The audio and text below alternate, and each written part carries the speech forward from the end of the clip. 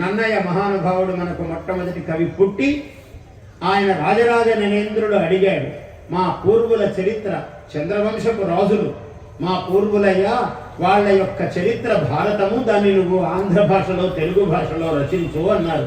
గోదావరి తీరములో రాజమహేంద్రపురములో ఆ రాజరాజ నరేంద్రుడు రాజమహేంద్రవరమును ప్రధాన నగరముగా కలిగి ఆంధ్రదేశమును పరిపాలిస్తూ ఉన్నాడు. రాజరాజ నరేంద్రుడు ఆయన దగ్గర ఆస్థాన కవి నన్నయ్య భట్టు, చాలా మహాకవి ఆయన.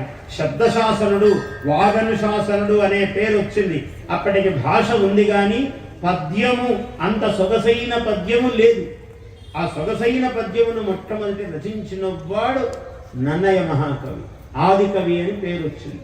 అంత అమృతాయమానంగా పద్యం చెప్పగలవాడు శ్రీనాథుడు గొప్పవాడే, పోతన గొప్పవాడే, ఎర్రాప్రగడ గొప్పవాడే, తిక్కన గొప్పవాడే, కానీ నన్నయ్య గొప్పతనము నన్నయ్య. అంత ఈయనతో ఇంకొకరు సమానము కాదు అనిపించుకునేంత మధురంగా పద్యం చెప్పాడు ఆయన. ఎంత గొప్పగా ఒక పద్యం చెప్తాను చూడండి.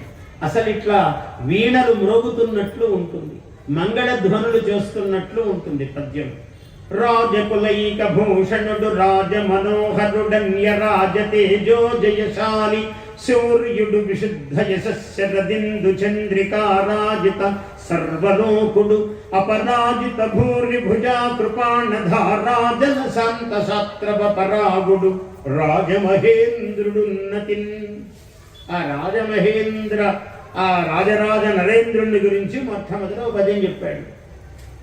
శ్రీవాణీ గిరిజాశ్చిరాయ దధతో వక్షో ముఖాంగేషు ఏ లోకానాం స్థితిమావహంత్య విహతం స్త్రీ పుంసయోగోద్భవాం తే వేదత్రయమూర్తయస్తే పురుషాః. ఎంత అద్భుతంగా ఒక శ్లోకంతో మొదలుపెట్టాడు మహాభారత రచన. అటువంటి వాడు నన్నయ్య. ఇటువంటి నన్నయ్యను పుట్టడానికి మూల కారణమైన వాడు వ్యాసుడు. Please subscribe to our YouTube channel. Like and share this video.